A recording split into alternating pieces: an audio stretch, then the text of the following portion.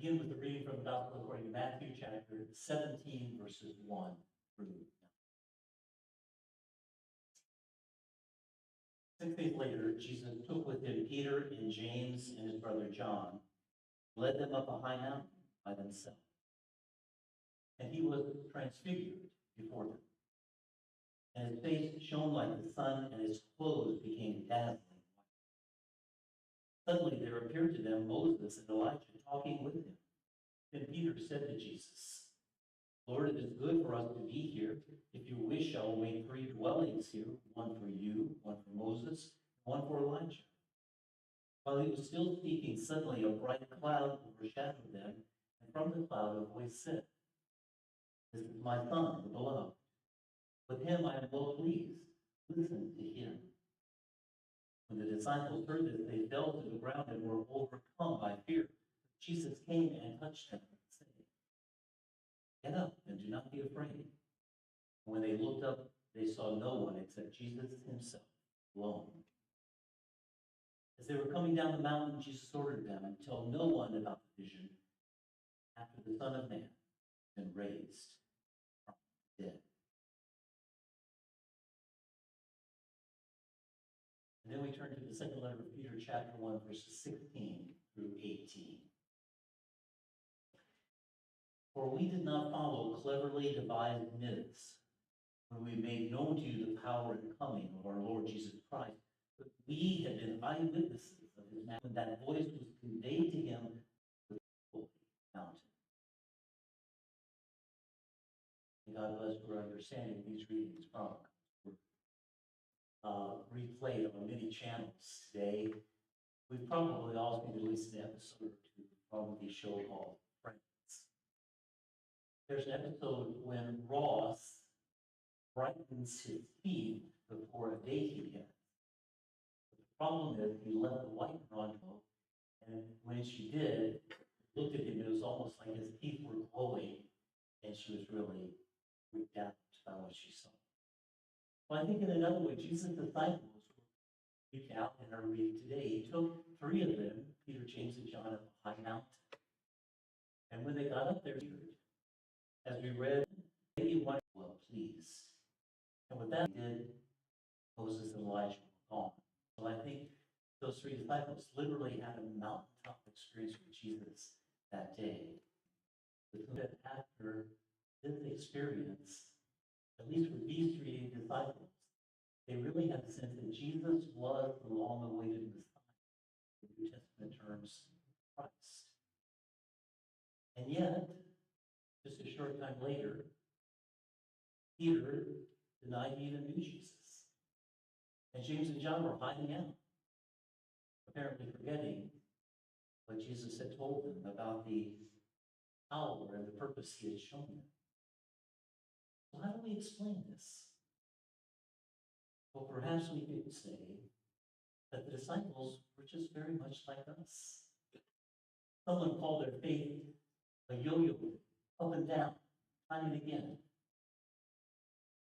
And not long before the transfiguration, and we didn't read about this, but Peter asked the disciples, Who do you say that I am? And it was Peter who first said, You are the Messiah, the Son of the living God. A short time later, Jesus explained to his disciples that he would be killed and on the 3rd day be raised to life. And it was Peter who said, God forbid, Lord, this will never happen to you. And Jesus said to him, Get behind me, Satan, you are a stumbling. So there was Peter 1 minute identifying Jesus as Christ. And the next minute, Jesus was calling him Satan. And go a little further into Matthew's gospel. There's Jesus Peter in a courtyard after Jesus had been arrested. Someone came up to him 3 times and said, Weren't you one of Jesus' followers? And Peter's response was, I do not know them. Now, some might, I think, at that point, fairly call Peter's faith wishy-washy or something like that. But I ask you today, could our faith, at least at times, be described like that too? And how do we explain that?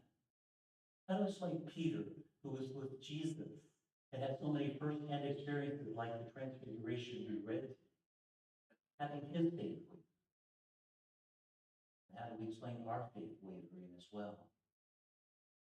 Well, here's my best explanation. The disciples were human, and so are we. They were often full of good, we might even say the best intentions, like us. But again, like us, sometimes they weren't the best in executing those good intentions that they had. That's one reason we can be so thankful for God's grace, because we all need it. Because our faith can waver, even at times so much. I think all of us struggle at times in our walk of faith. One person whose faith is still held up as the kind of model for us is a woman called Mother Teresa. She died almost 30 years ago, but people still talk about the work she did with the poorest of the poor in India.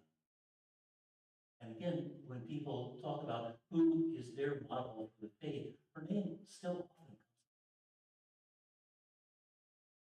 up. One man told a story about a nightmare he had. He said he was standing in line with others, waiting to be admitted to heaven, and he was right behind Mother Teresa. And in this nightmare, Mother Teresa got up to St. Peter, and St. Peter looked at her and said, "I'm sorry, Teresa, it wasn't enough."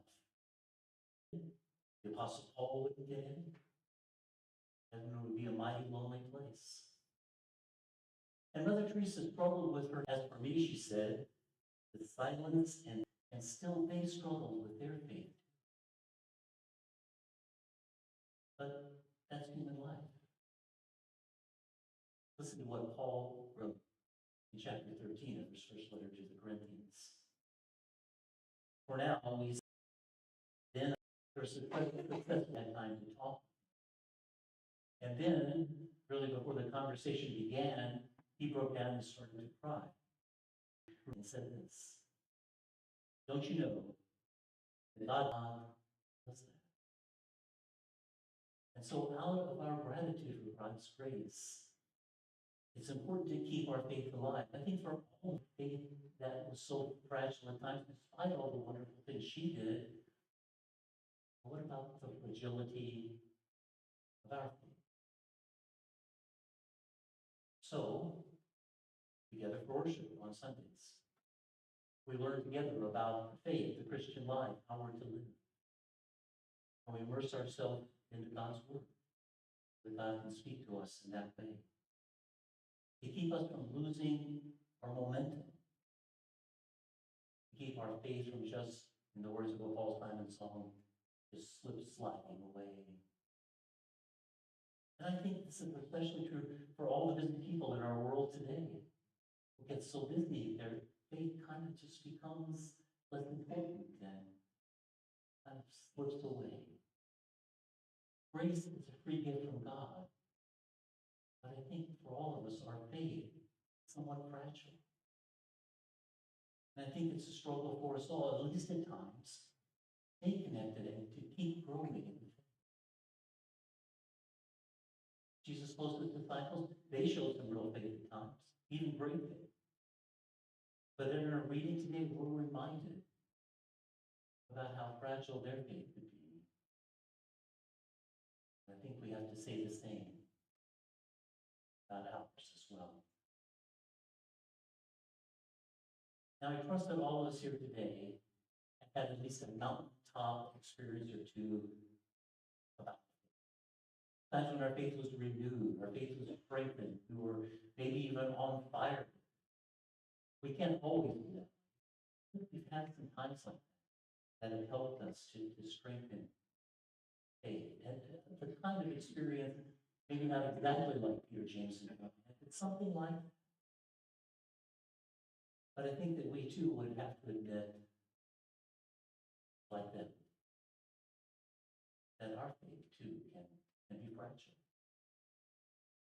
So let us reflect on it and give thanks day by day grace that God shows us.